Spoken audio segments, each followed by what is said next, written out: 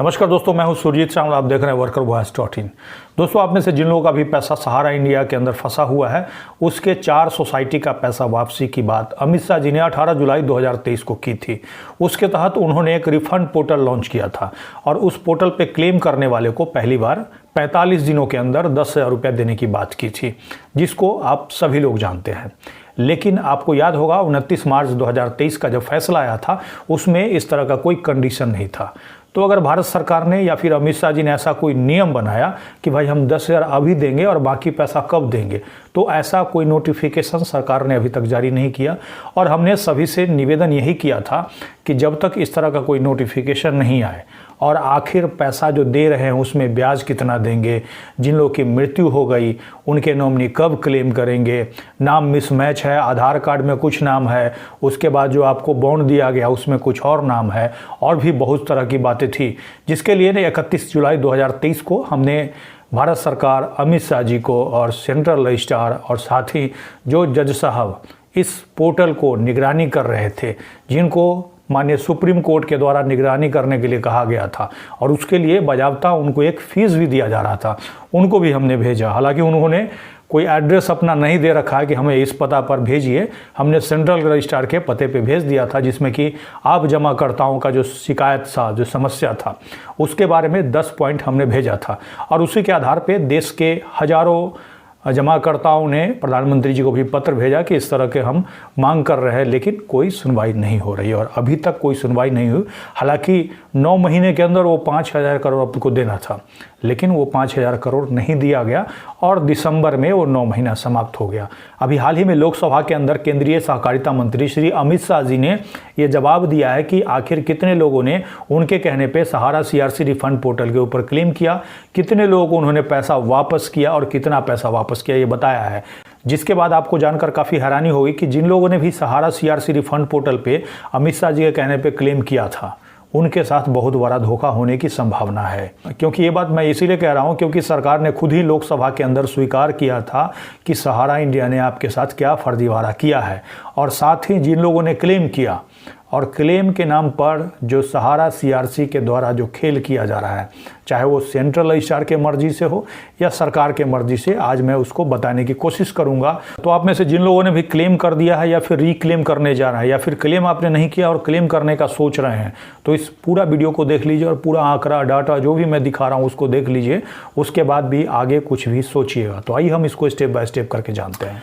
दोस्तों, आपको बता दूं कि 6 फरवरी 2024 को अमित शाह जी ने खुद ही लोकसभा के अंदर एक सवाल के जवाब में ये बताया कि कितने लोगों को पैसा मिला, कितने लोगों ने क्लेम किया और कितना रुपया उनको वापस दिया गया है। हालांकि जैसा कि हमने बताया था, इस बात पे हम भरोसा नहीं करते हैं क्योंकि कोर्ट के अंदर इस तरह का कोई भी आवेदन लगा करके सरकार की तरफ से रिपोर्ट नहीं दिया गया। आपको बता दें कि सहारा CRC रिफंड पोर्टल पर अमित शाह जी ने जैसा कि बताया 1 करोड़ 21 लाख लोगों ने आवेदन किया और उसमें से सहकारी समितियों के 2,77,607 जमाकर्ताओं को 31/1/2024 तक, यानी कि 31/1/2024 के बाद कोई पैसा किसी को नहीं दिया गया और 258.47 करोड़ रुपए की राशि जारी की गई।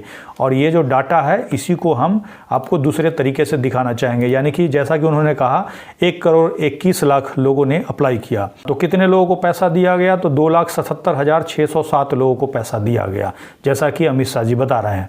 तो लेकिन ये नहीं बता रहे हैं कि कितने लोगों को उन्होंने पैसा नहीं दिया, तो कितने लोगों को पैसा नहीं दिया यानी कि रिजेक्ट कर दिया। तो यहाँ देखिए 1,18,22,393 काफ़ी बड़ा आंकड़ा है। अगर आप इसको चेक करेंगे तो ये 99% से ज़्यादा लोगों का जो है क्लेम रिजेक्ट कर दिया गया। कहने का मतलब मात्र 1% लोग होंगे जिनको पैसा दिया गया होगा और किन लोगों को दिया गया ये हमें नहीं पता। जैसा कि इन्होंने बताया कि 2,77,607 डिपोजिटर को पैसा दिया गया, तो इतना अमाउंट दिया गया, कहने का मतलब 9,311 अप्रॉक्स, जैसा कि इन्होंने बताया कि इन्होंने दिया है। अब आप ज़रूर जानना चाहेंगे कि आखिर खेल क्या हुआ। तो पहला खेल तो ये हुआ, अब मान लीजिए कि 1 करोड़ 18 लाख लोगों ने क्लेम किया और प्रति क्लेम करने वाले ने 50 रुपया खर्च किया क्लेम करने में, और इसको अगर गुना करके देखिएगा तो 50 करोड़ से ज़्यादा, यानी कि 60 करोड़ से ऊपर उनका पैसा खर्च हो गया इस पैसा को पाने के लिए, लेकिन रिजेक्ट कर दिया गया, यानी कि आपका पैसा अभी नहीं मिलेगा। अब आपको कह रहे हैं फिर से क्लेम कीजिए। अब मान लीजिए 50 रुपया फिर से खर्च करेंगे तो इतना पैसा फिर से आपको देना पड़ेगा। हालांकि आप में से जिन लोगों ने भी क्लेम किया होगा, मुझे नहीं लगता है किसी को 50 रुपया खर्च हुआ होगा, किसी को 100 रुपया, किसी को 200 रुपया, किसी को 500 रुपया, किसी को 2-2 हज़ार रुपया खर्च हुआ है। ये इस तरह से 100 या फिर हज़ार अगर हम गुना करते जाएंगे तो ये आंकड़ा बढ़ता जाएगा, और यही आपके साथ पहला धोखा हुआ। अब पूछेगा दूसरा धोखा क्या हो रहा है, तो आपको इसके लिए सीधे मैं सेंट्रल रजिस्ट्रार का जो वेबसाइट है वहाँ पे ले चलता हूँ। इन्होंने क्या कहा कि यदि संबंधित सोसाइटी ने खाता खोलने का फॉर्म को स्कैन नहीं किया है तो सोसाइटी से उपरोक्त फॉर्म को डिजिटल रूप से स्कैन करने और पोर्टल के साथ स्थिति को अपडेट करने का अनुरोध किया जाएगा। जमाकर्ता से यह भी अनुरोध किया जाता है कि अपेक्षित फॉर्म डाउनलोड करने के लिए सोसाइटी से संपर्क करें। जबकि केंद्र सरकार ने खुद ही 15 मार्च 2021 को सहारा इंडिया ग्रुप के बारे में जानकारी देते हुए क्या कहा था, उसको पढ़ करके आपको काफ़ी हैरानी होगी। इन्होंने खुद ही स्वीकारा है कि सहारा इंडिया के बारे में 17,000 शिकायतें प्राप्त होती है, और जिसके बाद SFIO के द्वारा उसका जांच कराया जाता है, और SFIO ने अपनी जांच के आधार पर पाया कि अधिकांश शिकायतें निम्नलिखित विषयों से संबंधित है। तो क्या क्या है, तो गलत आश्वासन पर जमा राशि का संग्रहण, कहने का मतलब झूठा वादा करके इन्होंने पैसा जमा करा लिया।